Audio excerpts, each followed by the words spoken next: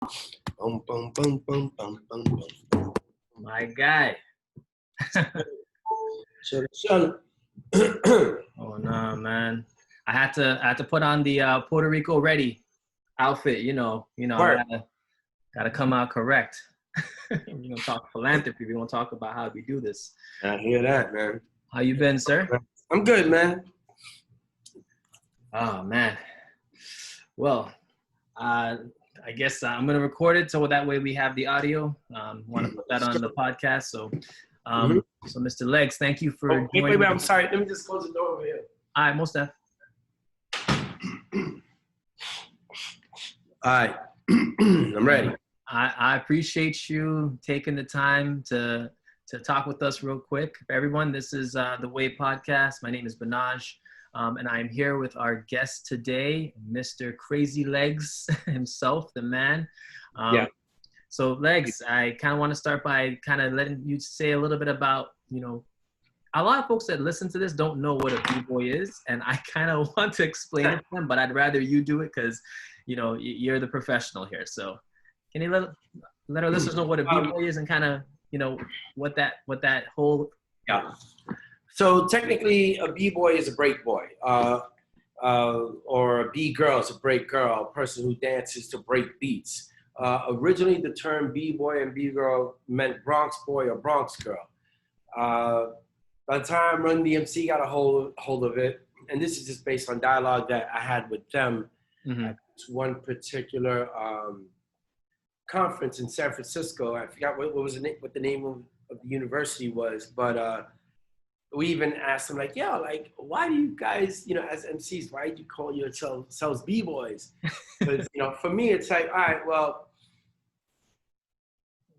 being able to tag your name doesn't make you a writer. Being able to play a record doesn't make you a DJ. Right. And so, for me, it's like, just because you stand a certain way doesn't mean you're a B-boy. And for me, as like an element of hip hop that identifies itself under a particular category, I'm not walking around calling myself an MC for the hell of it. So we asked them, like, why do you call yourselves B-boys? And they're like, well, and that's not to say that maybe one or two of them didn't dance at one point in their lives. But when they described how they used it in the song Sucker MCs, and they said, I'm a B-boy standing in my B-boy stance. Right. We felt like, all right, well, maybe they're B-boys, or whatever. But when they said, standing in my B-boy stance, that really, well, actually, first of all, they said, well, by the time the word got to Queens, we didn't know what it meant, but it sounded fly, so we used it.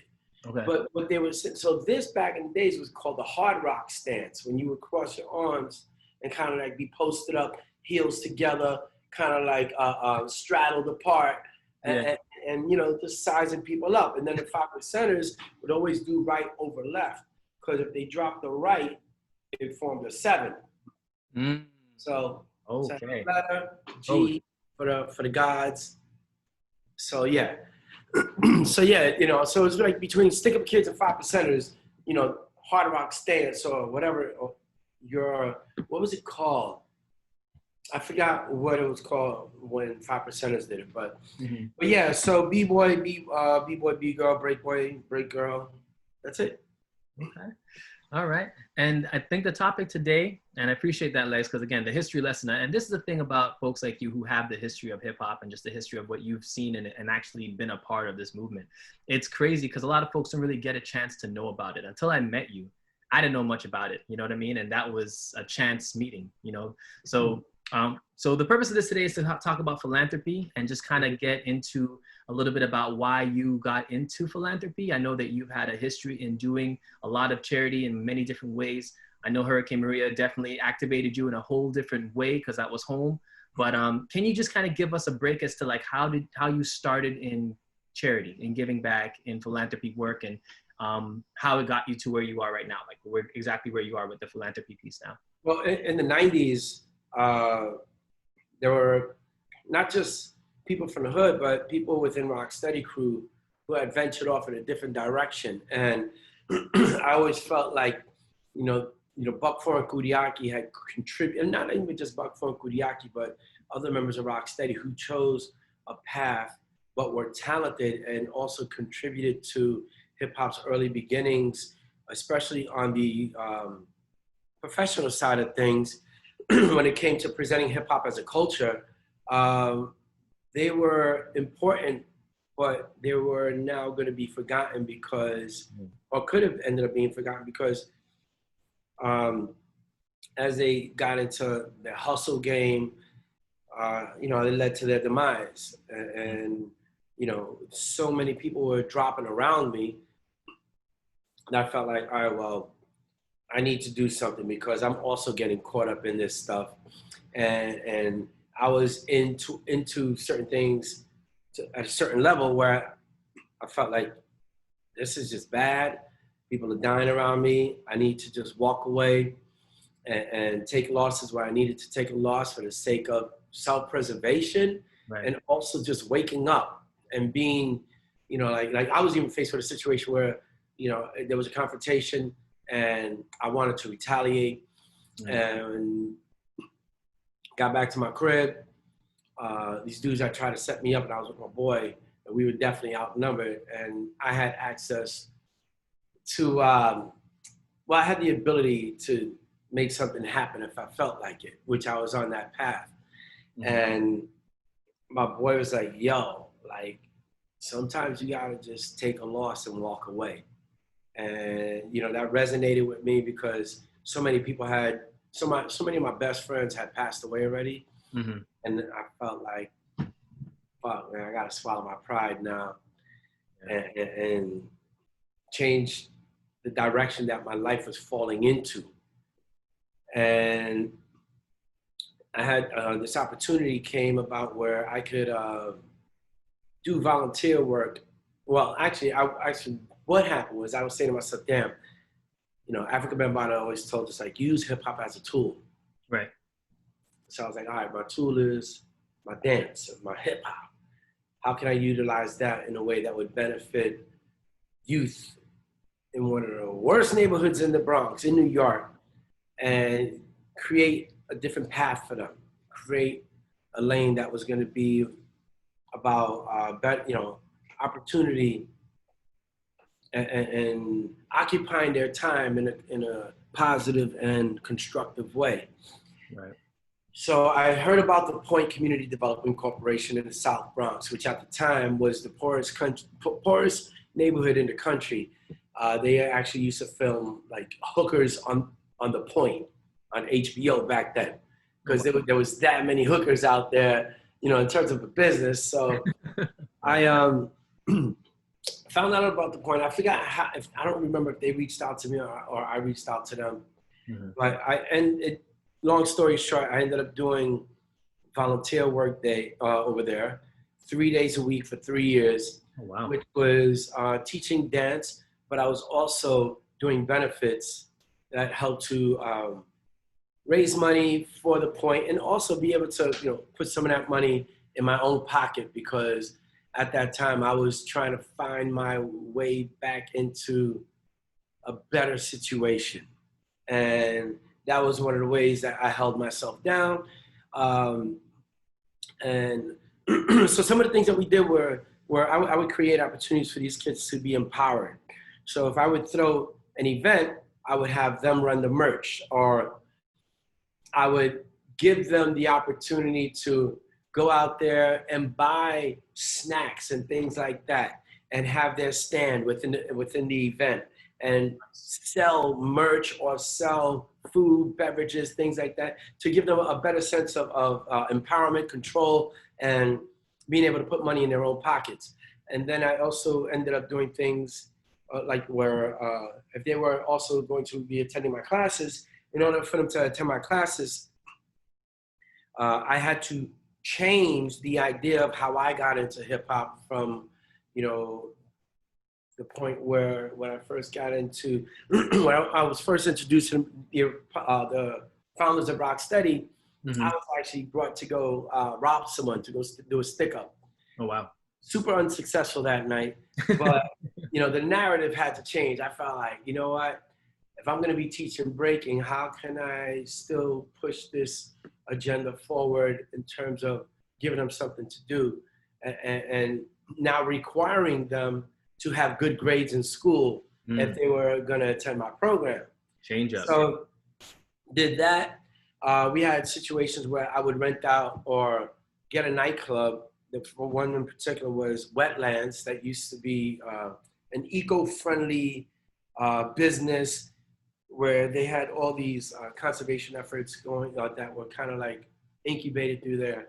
Okay. And I would say I get the place, I throw a b-boy battle, but I got the kids working the box office. I got the kids stage managing. And these kids are all ages 8 to 16 years old. Oh, wow. That's a range. With a very That's a wide range. mature perspective because of the environment that they grew up in.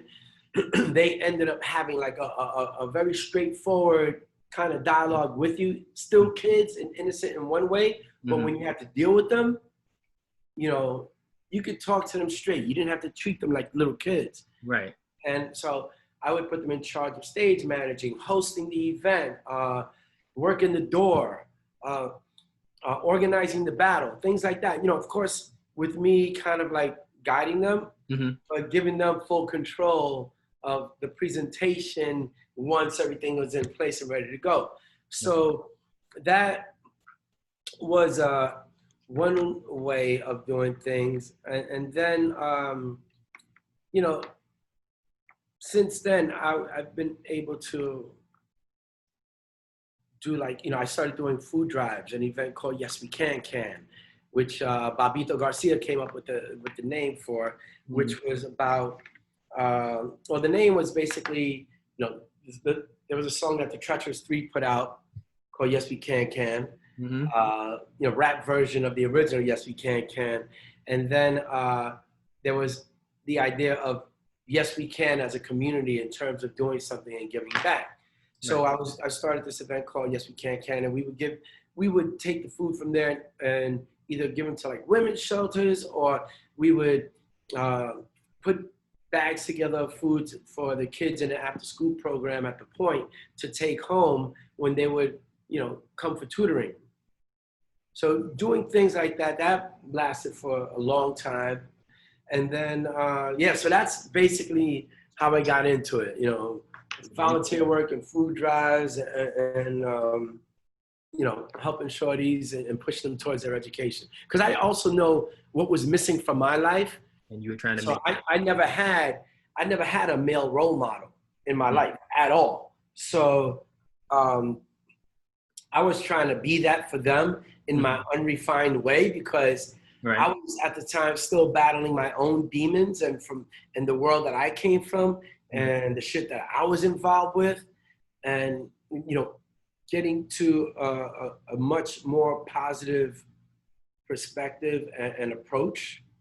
You know, even when it came to Rocksteady crew, now, you know, it got to a point where it's like, all right, now, even within Rocksteady, anyone who is of the age of being in school or happens to be in college has to also, no matter what age they are, do well in school. Automatic. Or else you get kicked out of Rocksteady crew, you know? So even like B-Boy Wynot from Rocksteady, who's now the senior vice president of Rocksteady, had approached me to be in Rocksteady, and I ended up I knew he was going to college. He was about to start his first semester. And I told him, you know what, just go to college, finish your 4 years, and if you feel like being a Rocksteady is something that you want to do, come back and do it. But oh my glasses are foggy. I don't want Rocksteady crew to be something that would hinder what you're doing, progress in school. And I told him, like, the more diverse you are in terms of what you can bring to the crew, the better the crew will be.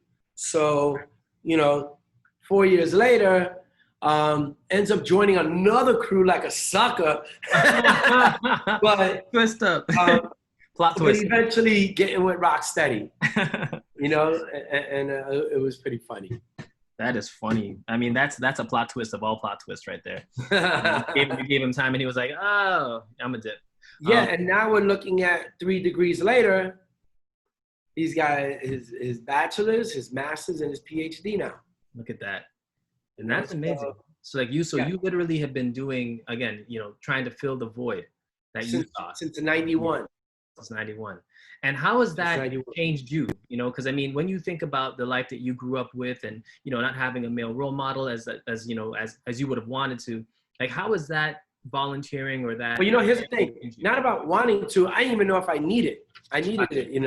Got you. I didn't even know. I didn't realize until like maybe within the past 2 years. Mm-hmm. I was like, fuck.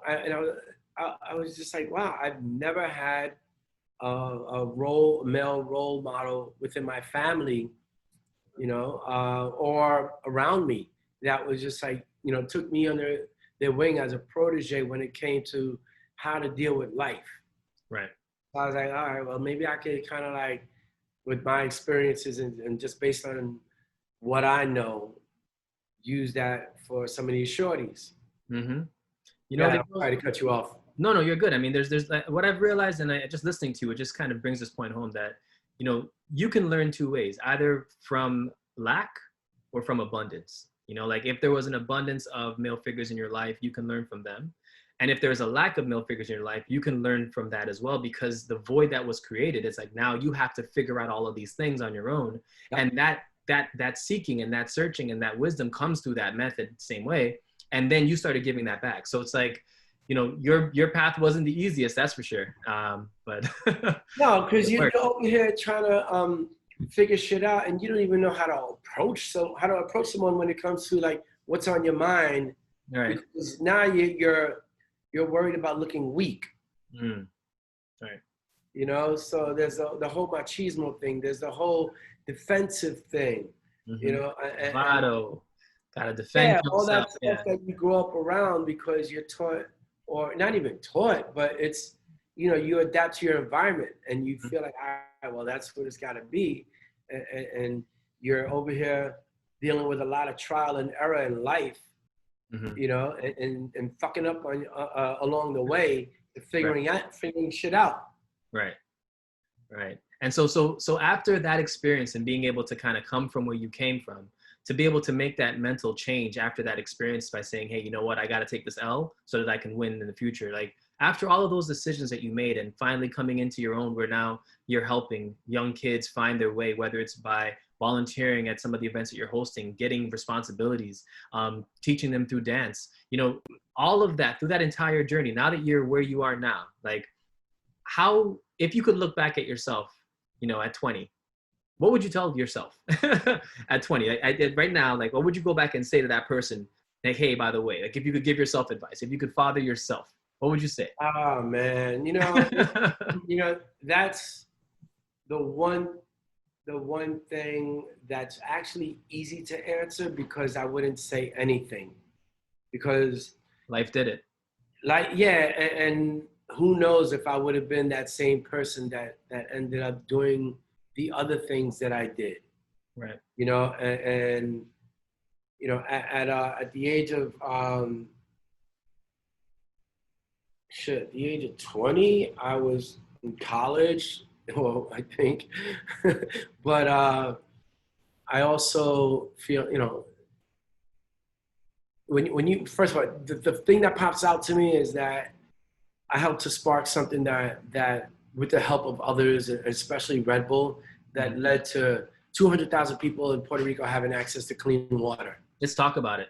That in itself, if I give advice, to that person back then, who knows what would have happened, in Puerto Rico in terms of a response for people in need. Mm-hmm. And talk about that. Like tell the folks like what, I mean, you and I kind of met because of the Puerto Rico relief situation. And, it was a coworker of mine that connected me with Legs because he was, again, really big on trying to make sure that we can go down. Who was that again?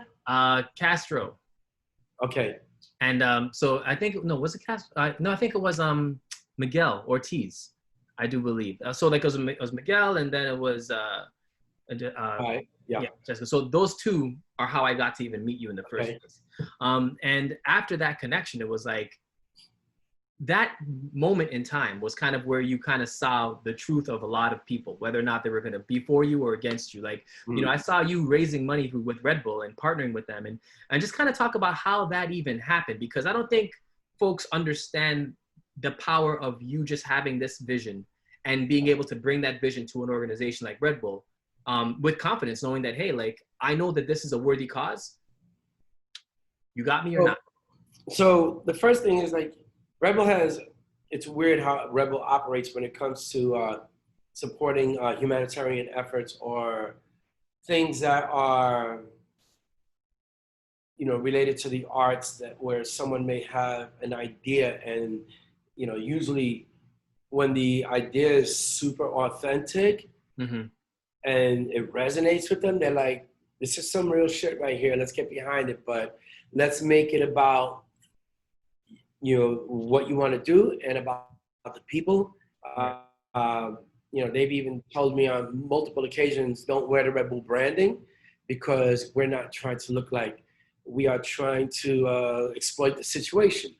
But on the hip hop side, I'm thinking like, yo, man, I gotta represent because y'all got my back and blah, blah, blah. You know, Right. you may not want me to wear your branding, but I see the part of proper representation that should be there in a situation like this of all parties involved.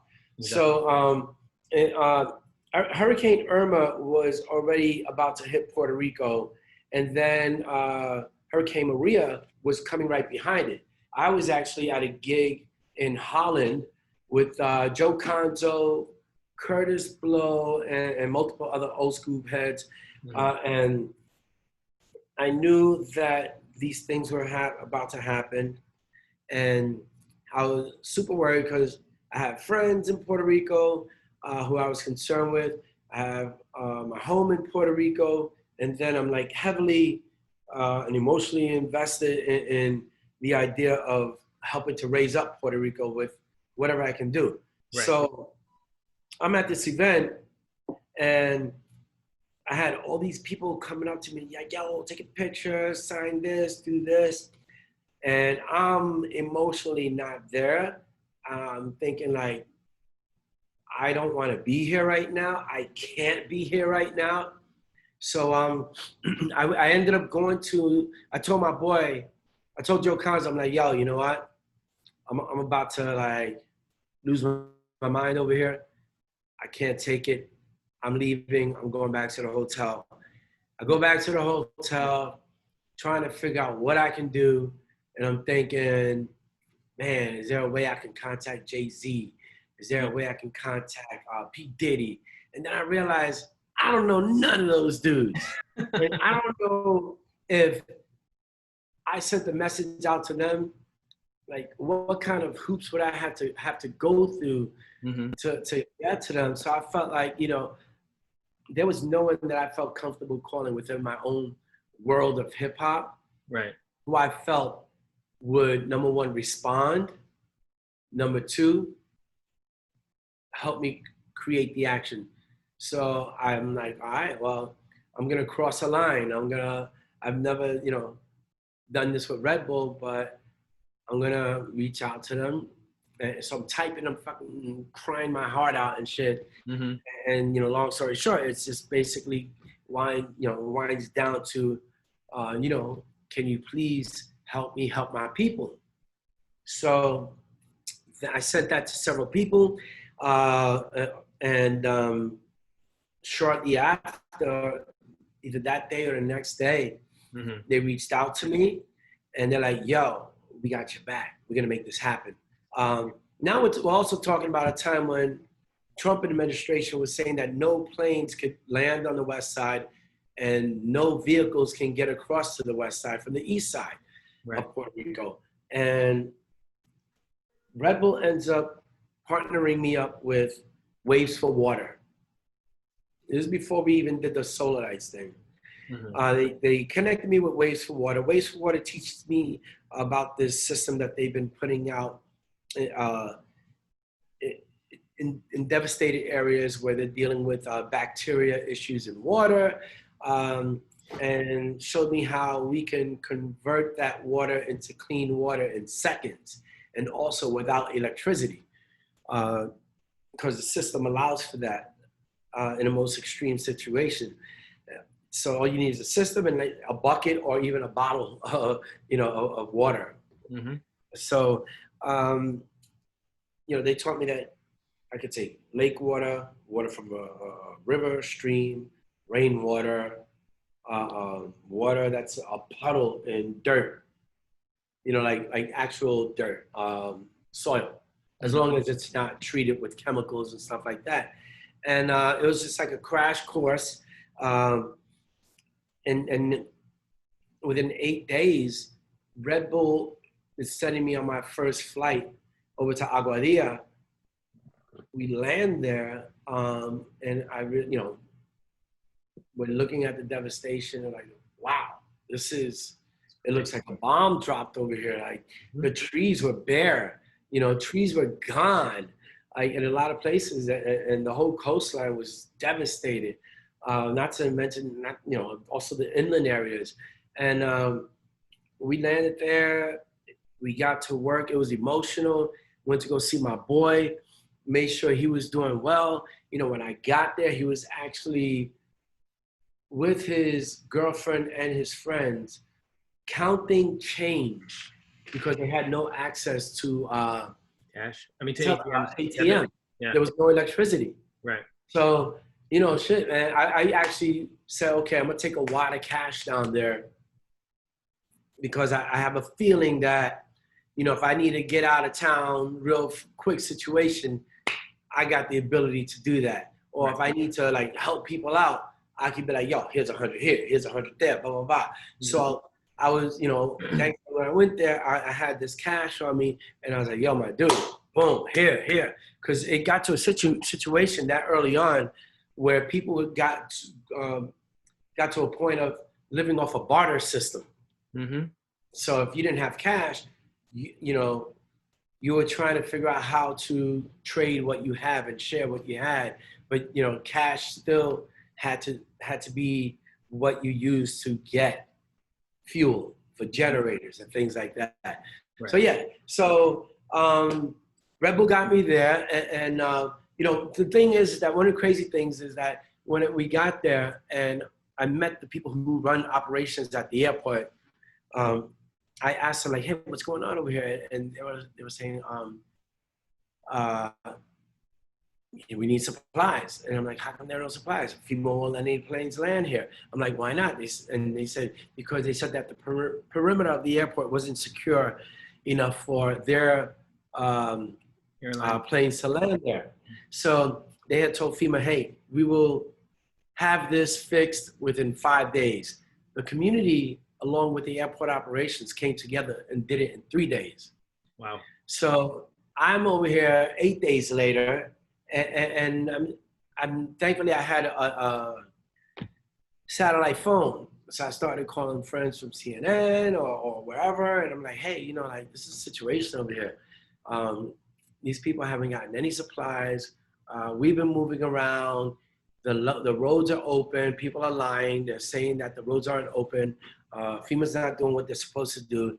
And after that, and then shortly after that, like I think after I came back from that first trip, I get a call from the airport operations. They're like, yo, I don't know what you did, but we're getting supplies now.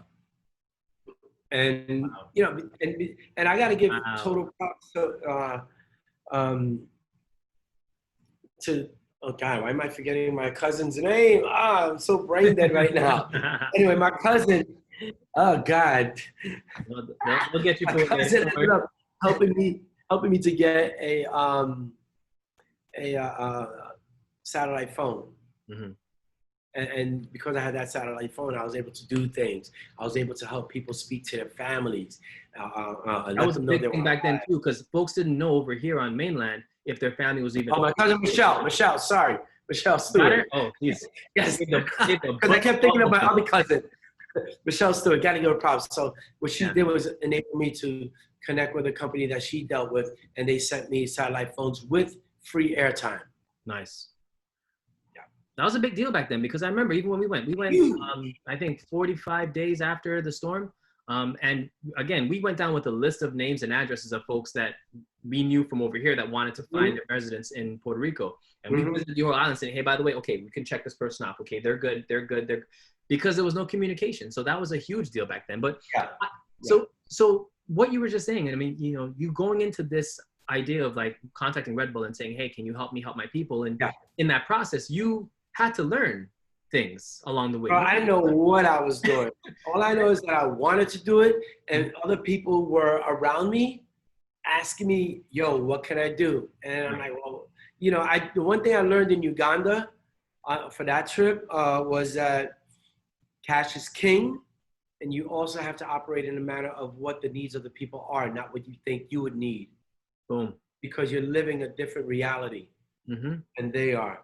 So, and you know, also when climate comes into play, because we live in one climate, they live in another, and what we think they may need in terms of shelter and clothing, completely different. So, you know, some people, and there's also the whole idea of like people coming together to do something, but not figuring out how to do it from A to Z, because you can put together a fundraiser, get everything that you need, but have no way of sending it because you don't have the finances to get it there. You don't have the logistic structure to make it work. Yeah. You don't even know what it takes. You think like you've done a great thing. You got all these supplies. You know, you got like pallets of water, but then again, you actually would have saved more lives by getting a filter. You know, so there's a bunch of stuff that a lot of people had to learn along the way, and it makes you feel good now because, you know, from solar lights to helping farmers, to the water filtration system, we did things. So the one thing that I learned was, how do you do things in a manner that are multi-level and sustainable? Right. So if you do, you know, it's kind of like the whole idea of feed a man a fish, they'll eat for a day, teach a man a fish, they'll eat for the rest of their lives. Right. So in humanitarian work, you know, a bottle of water is for the moment, but that filtration system that lasts for 1 million gallons, or you know, the equivalent of helping the family for five for 20 years. Right. You know, where they could get their own water no matter what happens. Exactly. So a lot, and then they're coming together. People like Tony Touch, Louis Vega, Immortal Technique, my dude Carlos from Classic Material, Jiva the Pro, Danny Castro, Voodoo Ray, rest in peace, and my girl Joselle, Nina Cruz, all these people around me. Oh, Puerto Rico Rob, all these people around me who are my resources, who have resources. Right. And the thing is that I didn't ask to be their leader, but there was one particular moment where I realized I put myself in a situation where people looked at me in a certain way. And the realization of that didn't happen until like 2 trips later. And I'm talking to dudes who are like leaders within their own right and within their own like business or whatever, but they were never people on the front lines.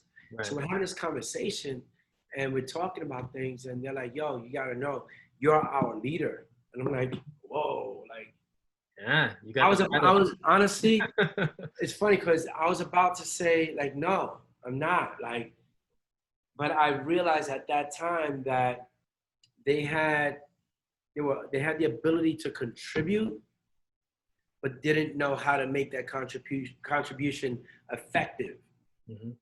So at that moment, I couldn't say, I'm not your leader. No, we're all in this together. I could have said, we're all in this together, but that's not what they wanted to hear. They wanted to know that someone was doing what they couldn't do on the front line. Exactly. And them supporting that meant everything to them because they were emotionally invested, and you know, families were there, all kinds of things. So it was a touching but awkward situation. So I was like, okay. It's humbling though. I mean, when you think Yeah. about it, because like, like you said on the front lines, I mean, there were a lot of folks that, gave you donations from many different places. Yeah. And the reason they gave it to you because they trusted that you were going to do right by them. And you did. And you showed it with your work. You showed it with the amount of trips you took. You showed it with your results. Like, Yeah. it's a part of it. We raised about $200,000 and we didn't use one penny of it for water, like for ourselves. We didn't use one penny of it for meals. We didn't use one penny of it for gas. Nothing. When it came to on-the-ground transportation, Red Bull paid for everything. Even for my trips after the first two private flights that they sent me down on, they paid for all my flights.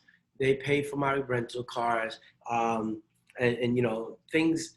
And then we let the other money, the 200,000 speak, do what it had to do. And even when we got to a point where like, I felt like, all right, we've spent maybe 200,000 now. We're at that. I was like, it's like maybe 1,000 off or something like that. Yeah. So I went to this event, called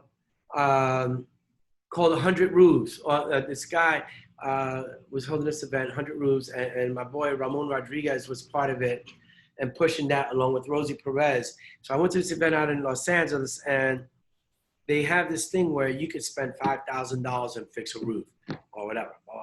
So I'm like, damn, man, I gotta spend the rest of that money, and I'm not trying to do the damn math on it. So I'm gonna take several thousand of my own money and fix one of these roofs so that at least that 5,000, maybe 2,000 of it, if that, was part of the money that came from the donations. Right. I just wanted to make sure that 100%, without question, was used for that. So we did like 20,000 in grants for farmers. We gave 42,000 to the Boys and Girls Club. And I mean, there's a bunch of things that we put money towards, buying filtration systems, buying solar lights, anything that we needed to do for people down there. You did. Yeah. And I want to tell the folks too, I mean, when I met Legs and when he kind of gave me advice on like what we should be doing, because again, he was already there. He had already been on a few trips. One of the key things that he told me, and I keep telling him this to this day, that piece of advice saved our entire mission and allowed us to go back 5 times, which was, whatever you do in Puerto Rico, make sure that you have a contingency plan so that it can continue even when you're not here. Yeah. Because you're not going to be able to do everything with the time that you have. I mean, we were only in Puerto Rico at that time for 5 days, and we cannot fix anything in 5 days. What we can do is set up a team or set up a system where that at the end of the 5 days, someone else could pick up where we left off and continue the assistance to help, to aid, in that direction, whatever towns we were in, whatever systems we were doing. And that advice saved us because it allowed us to not only partner with local nonprofits, but it gave us the opportunity to see our mission continue even when we weren't there. So Legs, I appreciate you for that advice. Those gems. No doubt. And here's the cool thing is that the water filtration systems, the solar lights, all those things. Since then, we recently had the earthquakes in the south of Puerto Rico, and then also there were some tropical storms. So for me to not have the ability to get over there during that time, and knowing that we put things in place several years ago, where people had the ability to just pick up right from where they left off in terms of like, okay, they had put their filtration systems away, the water's back online, stuff like that. But when that water goes back offline or the lights are out and you need those solar lights and those filters, it's like, it's in your closet. You're ready. You don't have to live in the dark. You don't have to die of dehydration. Right. So that, like this time around, and we did go there for the earthquakes. And we were like right in the middle of that. But it felt good to know, like after the storms, that like, wow, like a lot of people are all right or have a fighting chance. And the crazy thing is that the stuff we use out there, I mean, at best, it'd be nice to just only have to use that for a camping trip. Right. Worst situation is like, you never really want to have to be in a position where you're forced to use it Right. to save your own life. You know, but the fact that they do have it is a great thing. Yeah, man. And that's what Because happens. those things, yeah, as inexpensive as those things are, they're lifesavers. Oh yeah, most definitely. And even for us, I mean, when we went down, we met up with Waves for Water as well. You connected us with them, and they helped us with some filtration systems that we took up into the hills of Lattice. I think they gave us 20 systems in total, and we again gave those out to families out there. And that was, again, there's no price that you can pay for clean water. Like there's no price for that. So I thank them for that a lot as well. And you know, one more thing on the water situation. So last year's Puerto Rock Steady Festival. We wanted this festival? This festival right here? Yes, sir. Okay, yep. Just making sure. All you right. got it. That's the one you talked about. So last year's Puerto Rock Steady Festival, I felt like, okay, I need to use some of what I learned with the water systems to impact what we're doing at Puerto Rock Steady, because those water filtration systems, they're called Sawyer. They they prevent you from creating an ecological disaster with plastic bottles, right? You know, especially for an island that doesn't have a true recycling system. Right. So what I did was I had these systems that I was supposed to use in India, but that fell apart because of logistics and all that stuff. But I brought them back with me. I brought them to Puerto Rico, and what I did was, through my friend Jeffrey Sanchez, we were able to get the NBA to supply 200 water bottles, reusable water bottles. And you know, so we got those, they shipped them out. And then, you know, what I did was I built out a 600-gallon cistern so that everyone coming to Puerto Rock Steady can get free, at least those people who brought their own bottles, but also get a free bottle as they're walking in. We weren't selling them at all. Right. So I remember I got one. That the plastic bottles were at a minimum. Right. And we also made sure that, you know, when we leave, they have those plastic bottles. But not only that, the water filtration system, I ended up, the cistern, which had 7 filtration systems built into it, which I had to build in the grueling heat by going into that PVC tank and you know, being in there with a drill and sweating and you know, like, just struggling through that. But I reached out to the Boys and Girls Club and asked them, like, hey, you know, like, do you need this? And you know, like, what's your situation? And they said they couldn't use their place as a place of refuge because they had no access to clean water. And now that system is there and it could provide 7 million gallons of clean water, if there's another disaster, the Boys and Girls Club can now be a safe space, right? When it comes to giving people water because of that cistern that we donated to them. So yeah, that's pretty cool that was able to, you know, happen, because now, again, I also feel like in the town of Isabella, you know, who has 7,000 people, those 7,000 people now have access to clean water, and they don't even know, and they probably don't even know. You know, they probably don't know who gave it or whatever, but it's there, and that's all that matters. And that's what's up. And I think that's the key to this conversation. It's like, when you think of philanthropy, sometimes it's not about what you do, but just the fact that you're doing something, because it's going to make a difference long term, even if you're not there to see it. And right now, if there's another earthquake or another hurricane or something that happens in Puerto Rico, all the folks that you help with solar lights or with filters, they're going to have a better fighting chance than they did back in September of 2 years ago, right? And that's kind of the key to philanthropy. It's about giving of yourself in a way where you're going to learn along the way, but you're teaching folks how to fish. You said it best yourself. Like, you got to teach a man how to fish, and he'll feed himself forever. That's kind of the key for any kind of philanthropic mission. It should always be a way to empower folks, because that's the key to it. Yeah, you know, the crazy thing is that I've never looked at myself as a philanthropist. And you are one. You're the epitome of one. You know, I just feel like I'm an individual trying to do what I can, when I can, where I can. I have some dope ass people around me who are passionate about some of the missions I get involved with. So, you know, to me, it's just the people doing for the people. Right. I don't have a 501c3 or anything like that. I don't have a board or anyone who's bringing in money. It's Just just you. truly a grassroots situation where, you know, I did something, I learned more about it, and I have some cool ass people around me. Um, and that makes a difference. But it is definitely a group effort. You know, no one, anytime I'm recognized for that kind of work, um, like for me to say I'm a philanthropist, I kind of feel like it doesn't take into consideration everyone else who's helping me, Right. who's raising the money, and all those things while I'm on the ground doing the work. Right.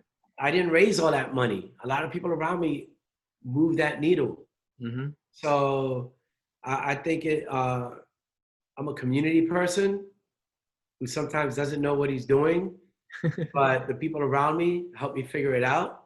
And I just happen to be brave enough to potentially give up my life while doing it. Courage, man. That part. I mean, people don't know about that. Can you speak to that real quick, Lex? It's like what mindset you have to have in order to kind of go into a Hurricane Maria situation or an earthquake in Puerto Rico situation or just anywhere where you're being a philanthropist with Yeah. a team of folks going in there. What's your mindset? Like, what does it have to be in order for you to kind of be ready? Because the folks don't know what to expect. And I want you to think of it as like, if you're talking to someone who's ever volunteered for any sort of mission work before, what would you say them mindset wise to get before they get involved? Like, how would you help them to prep that? Like, what should they Well, do? the first thing I would say is that if they would ask me like, should I do it? I'm like, that's your decision. I wouldn't tell you what to do or suggest it because I don't know how you're gonna respond to it. Mm-hmm. If you did do it, it's gonna be an experience of a lifetime. Dangerous. I had to learn how to turn off certain emotions, because there were points where the people who I was with on the ground from Waves for Water were, and mind you, some of them, a couple of them were from Puerto Rico, and some of them were not. I would trip out when they would talk about like, hey man, let's go get some surfing before we head out in the morning. I'm like, are you Are you serious? these dudes bugging? Like, I feel like that's disrespectful. Mm. But I had to learn that part of bettering your ability to do that work is making sure that you're not sucked into this deep emotional situation on a 24-hour cycle, and make time for like having a laugh, having a drink, talking shit, finding a way to have fun. Because at the end of the day, if you're not at your best mentally, the best you can possibly be, you're not going to be able to help as many people effectively. Right. So you got to figure out how to turn off at certain times. And mind you, I was, for a long time, I was on a 24-hour mental cycle. Whether I couldn't get away from it, because when I was awake, it was on my mind. Right. And it would affect me emotionally, and I would go to sleep and I would be dreaming about it. They don't know about that one, man. I got PTSD. It won't, like, I couldn't break the cycle. I couldn't get out of it. So that is something, that's why I don't suggest to people, because I'm also exposing them to something that they may not be able to deal with once they leave. I've even on the, I've gone on trips where, let's say people say, hey, we're going to meet you down there. And there's one person actually who was a person who helps raise money for organizations. She went down on one of the trips at the earthquake. She's a mother. I forgot where she's from, but she came down there and gun ho, blah, blah, blah. Yeah, we're going to do this. We're going to do this. But the day before we were heading out, she got there and it's like, all right, we're feeling earthquakes now. We're not even at ground zero. She left that same night. She got so shook, so emotionally screwed up. And she was supposed to be down there to help figure out how her organization can help. But she ended up leaving there distraught, emotionally a wreck, scared for her life. Wow.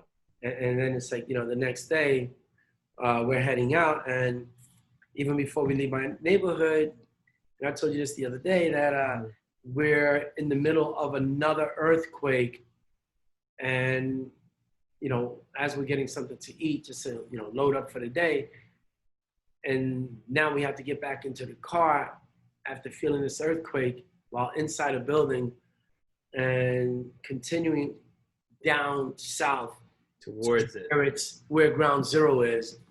and the ride, it was super quiet. And my thought is I said, all right, well, this is how I'm gonna die, and I came to terms with that, kept pushing on forward, gained a whole new respect for people who are in the military, who put themselves into a danger zone and walk right into it. The only thing is that we didn't have any way of protecting ourselves. There are no bulletproof vests don't help you in an earthquake. Guns don't help you in an earthquake. They do not. So they don't. I felt super, super vulnerable. But we also knew that people were waiting for something to happen. They didn't know that it was going to be us, but we wanted to be there as part of what showed up. Right. So yeah, it's scary, and it's definitely life-changing, and emotionally, it's something that it's kind of like when you deal with death of a loved one, you never know when it's going to affect you emotionally. Mm-hmm. And so when you're telling someone to go do that kind of work, and pushing them to do it, you're also exposing them to something that they may need some like psychological help for, if they don't know how to come to terms with it or how to balance it out or understand where it's coming from. And I feel that fully, because I remember in our first trip, we were afraid for our lives. And I think we had a couple of meetings where it's like, hey, listen, like, we're all in this together. We're family. I mean, these are folks that were strangers at the time before the trip. And at the end of the trip, we left as brothers and sisters, because it was like, after going through that together and having that bond, it's like, it creates a level of connection with people that you didn't even think you were going to have before you even landed. Right. And, we did 5 trips, and every time we've had the exact same interaction, exact same experience with each of the folks that came down with us, because it's like, hey, when you come to a place where you're giving of yourself and you're helping folks who are, without a roof or without clean water or without lights, and like, you're literally seeing how they've been living every single day, and you can actually come and make a difference in their lives, and they love you and they thank you for it. It's like, wow, we just experienced being able to help this family together.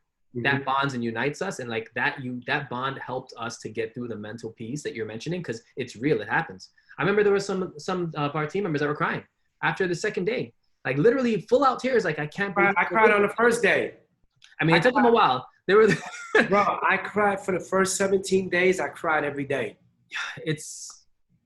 I had my moments, man. I think for me, I wasn't allowed to cry in front of people, so I had to do mine in private, because I was the one leading them, and I was like, you know what, I can show them the tears later. I just need to focus on the mission, and I have this ability to like cut things off and just do that. But as soon as I had my moments at the side, I was like, yo, man, we got to do better than this. Like, it hits you, and it'll emotionally hit you.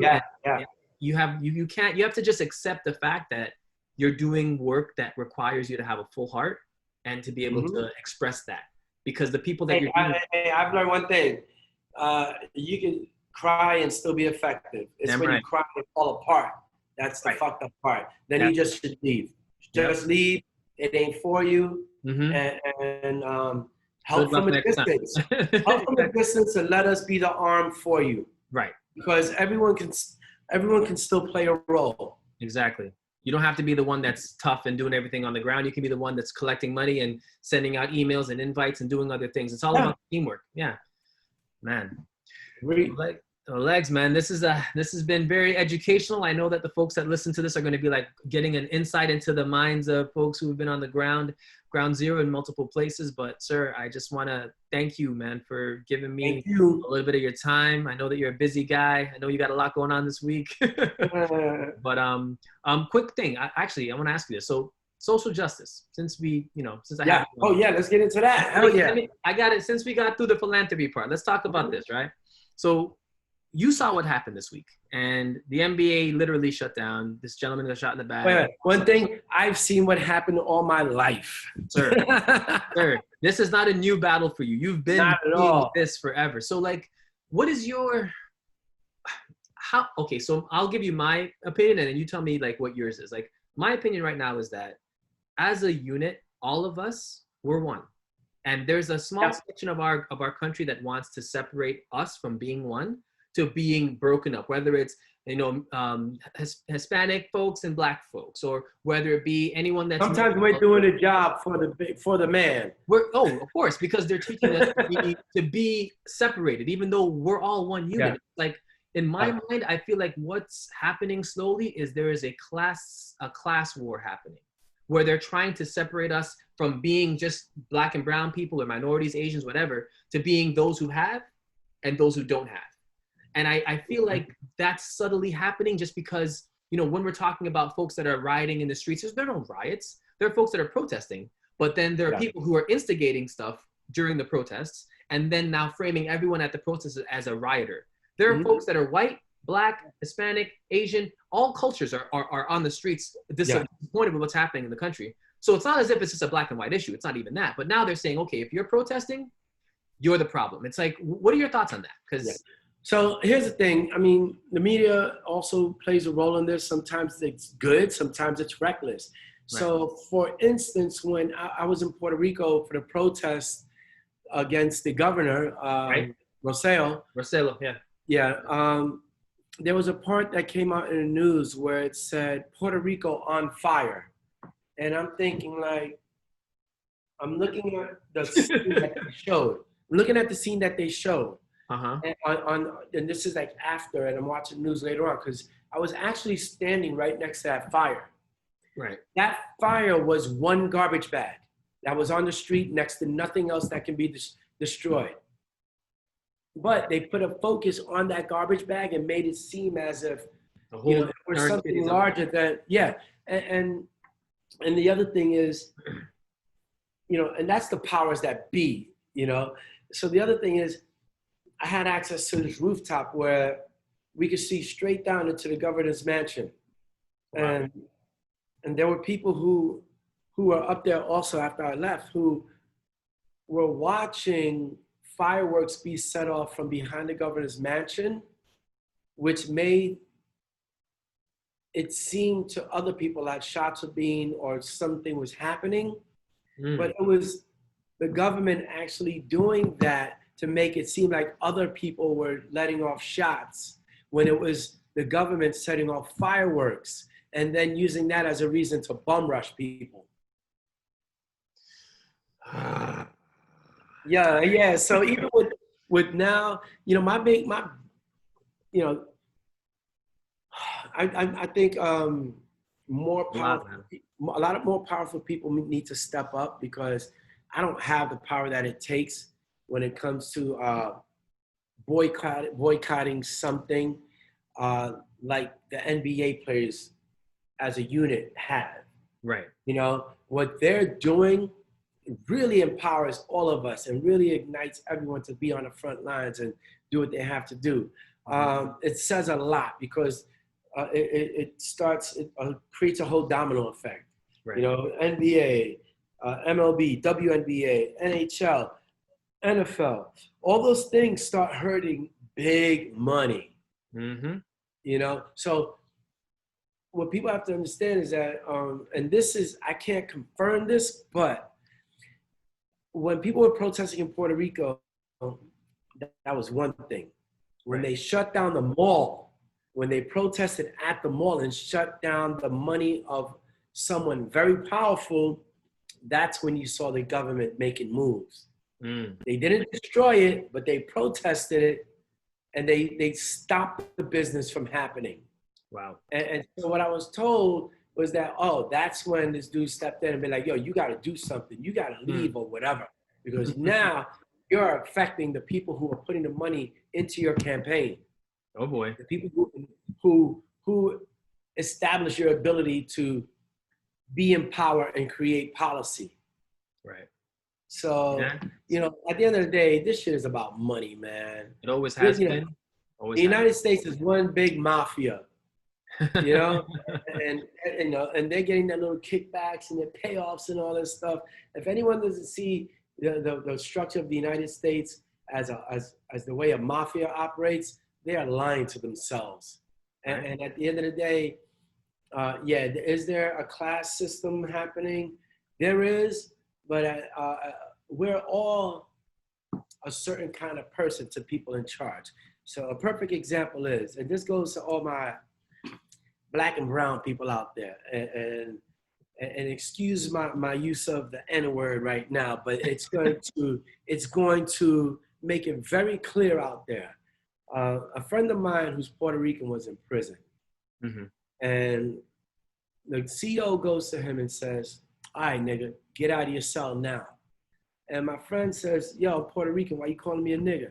And he goes, "Oh, you a saltwater nigga." It's like, you know, at the end of the day, a racist person sees all of us as the same thing, but different geographically, but the same thing. So when we start dividing ourselves and start looking at ourselves as two different and not recognizing the commonality, we're dividing ourselves for them. Exactly. And that's not to say that there aren't Caucasian people out there who got our backs, because the way the protests have been happening right now are protests that I've never seen in my lifetime, and it's refreshing. It's invigorating, and it gives you some hope, because when you see a line of white people just arm in arm standing in front of police, Black and brown people, and blocking them from getting at Black and brown people. That shit is very strong. I've never seen this before. Like I have never seen it like this. Not like this though. No, not like this. But you know, civil rights movement also had people on the front lines. You even have people like what's her name? Oh God, Jane Fonda, who was getting arrested for the rights of people. There are a lot of Caucasian people who were on the front lines, but not. It was not. It wasn't hip when it wasn't cool. It was a small rainbow back then. The rainbow has gotten much bigger. And I think it scares people. I think it scares the folks who don't want to see it happen. And that's why it's like, for me, it's like we have to make sure that we continue the conversation on making this a normal conversation. Like this has been a taboo conversation for my whole life. And only in 2020 has it been okay to actually have these conversations with white people about racism and institutional racism and all that kind of stuff. So it's like, now that we're actually able to talk about it and actually have dialogue, this is what's happening. It's changing stuff. I was listening to Max Kellerman today on First Take, ESPN. So to watch him as a white person eloquently break it down, describe the plight of Black people, not from by experiencing the view of it and calling it out and calling white people out on a major platform, it's what's needed. It's not. So a lot of people are like, a lot of people get upset because they're like, some people are white and think like, oh, why now people are gonna think that I'm racist? No, it's not even that, dude. It's just about like, you haven't let people know that they're racist. Right. We know you're not racist, man. But you're still not doing enough to let other white people know that they are racist. Exactly. And that's the thing. You gotta have, I think that the mission for me and just for what we're trying to do is really like give everyone that empowerment, give them the education that they have and the knowledge that you have to be able to have intelligent conversations with other folks who may not have the same viewpoints that you and I share.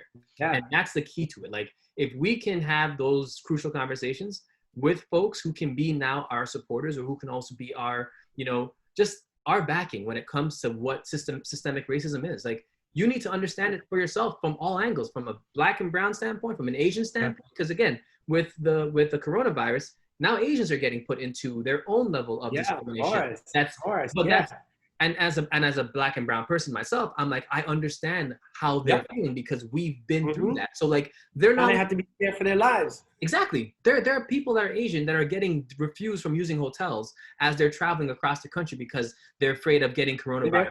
And there are Asian people who are being disrespected by black and brown people too. So we have which to is really crazy. It's like we should know better. But and this is the thing. I think for us, we have to remember that our plight isn't new to us. And it's not new to other people, but it might be new to some. And let's not add to that conversation and make it, you know? So, Legs, man. Listen. Yes. Thank you, bro. Listen, I appreciate you, sir. Again, if you guys want more content from us, please follow us at theway.com, the accent on the E, and we are on Instagram. And yeah, thank you for your time, Legs. I appreciate you, sir, and I'll see you. See you in Puerto Rico. Yes, sir. All right, bro. Catch you later. All right, thanks, man. Later.